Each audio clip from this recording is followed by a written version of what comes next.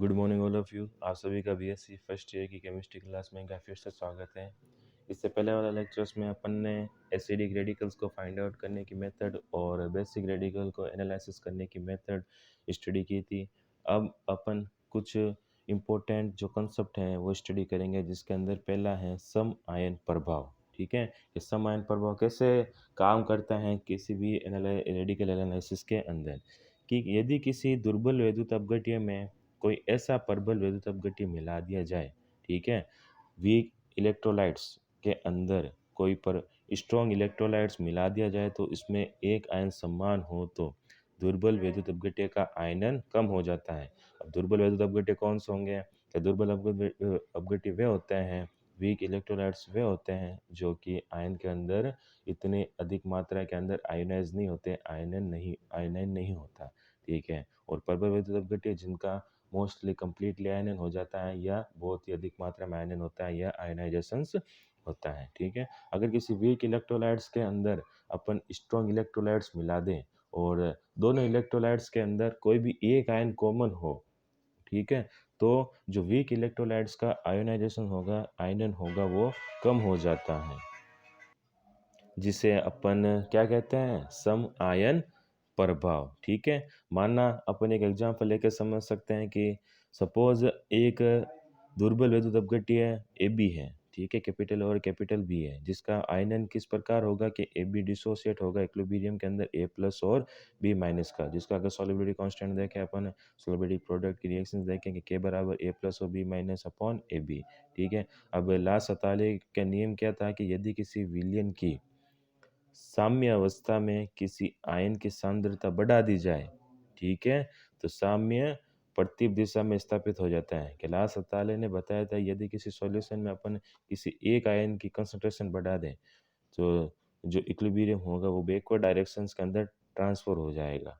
ठीक है, द्रव्य अनुपाती क्रिया नियम अनुसार, लॉ ऑफ मास एक्शन, ठीक है, के अनुसार अगर अपन इसका सॉल्युबिलिटी कांस्टेंट देखें तो क्या होगा?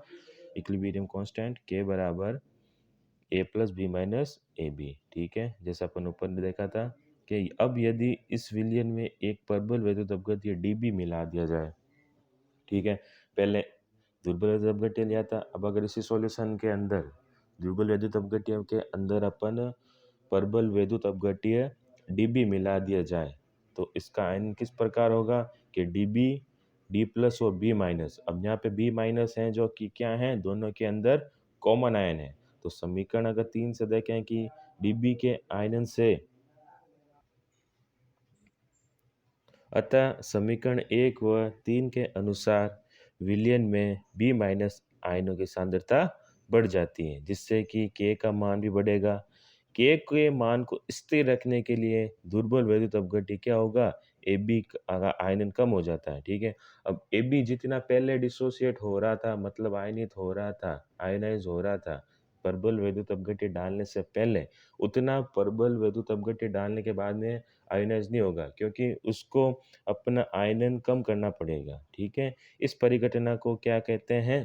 सम आयनन प्रभाव। अन्य उदाहरण जैसे देखें अगर अपन के एसिडिक एसिड का आयनन सोडियम एसीटेट की उपस्थिति में कम हो जाता है और NH4OH व NH4Cl का, ठीक है, जैसे NH4OH क्या है, यहाँ पे दुर्बल वैद्युत अपघट्य हैं और NH4Cl है जो कि यहाँ पर प्रबल वैद्युत अपघट्य हैं। इसलिए अपन यहाँ पर NH4Cl को जब अपन थर्ड के अंदर और फिफ्थ के अंदर काम में ले रहे थे तो अपन थोड़ा इसको एक्सिस में डाल रहे थे।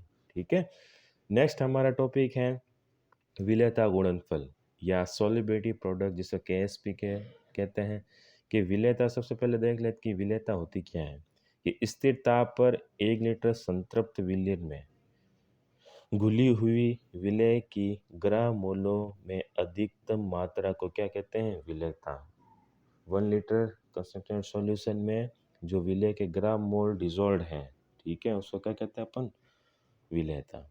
संतृप्त विलयन वह है, ठीक है, अब अपन का सैचुरेटेड सॉल्यूशंस की बात करें कि सैचुरेटेड सॉल्यूशन कौन सा हो सकता है? कि संतृप्त विलयन वह है जिसमें और अधिक विलेय पदार्थ नहीं घोला जा सकता, अर्थात इसमें विलेय पदार्थ अपनी अधिकतम मात्रा में घुला होता है। ठीक है, छोटी क्लासों में आपने पढ़ा होगा 12th के अंदर, कि सैचुरेटेड सॉल्यूशन, अनसैचुरेटेड सॉल्यूशन और सुपर सैचुरेटेड सॉल्यूशन के बारे में, कि स्थिर ताप पर किसी विलयन में अविलेय पदार्थ तथा विलेय पदार्थ के मध्य निम्न प्रकार साम्य स्थापित रहता है। ठीक है, कि ए बी है, अविलेय ठोस है, तो किस में कैसे इक्विलिब्रियम में रहेगा कि ए प्लस और बी माइनस के अंदर। अब स्थिर ताप पर किसी पदार्थ के संतृप्त विलयन में उपस्थित आयनों के सांद्रता गुणनफल के मान को विलेयता गुणनफल कहते हैं।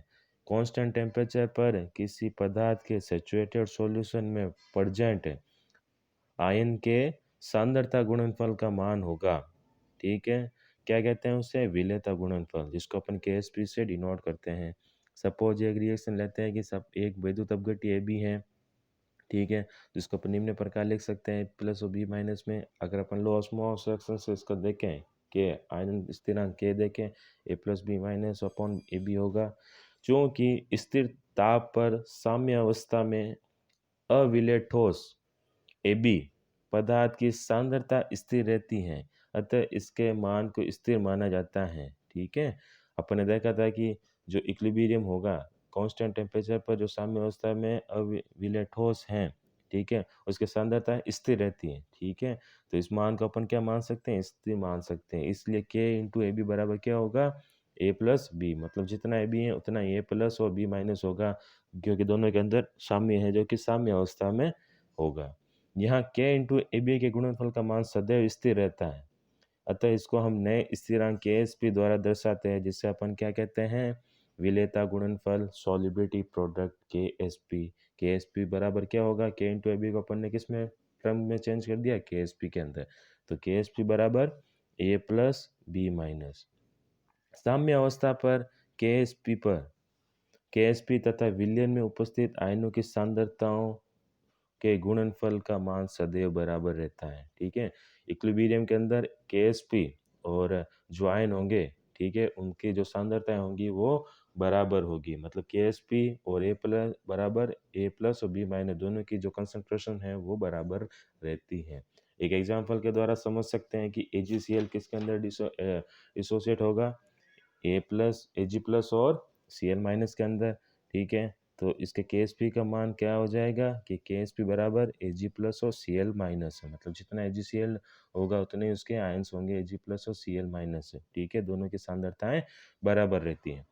नेक्स्ट टॉपिक है अपना अवक्षेपण की शर्त, मतलब प्रिसिपिटेशन की कंडीशंस क्या क्या होनी चाहिए, कि जब अपन first group, second group, fourth group, third group के अंदर जो पीपीटीज बनती हैं, वो पीपीटीज कब बनेगी, ठीक है, उसका रीजंस क्या है, पीपीटी क्यों बनती हैं, ठीक है, उसी फिक्स स्टेज के ऊपर फिक्स रेडिकल की पीपीटी क्यों बनती है, उससे आगे वाले की भी तो बन सकती थी। ठीक है, इन सब के रीजंस अपन केएसपी के आधार पर बेस के ऊपर अपन डिफाइन करेंगे, तथा उसके साथ साथ आयनिक गुणनफल और विलेयता गुणनफल के बीच में रिलेशंस के बारे में भी पढ़ेंगे अपने अगले लेक्चर के अंदर। Thank you so much.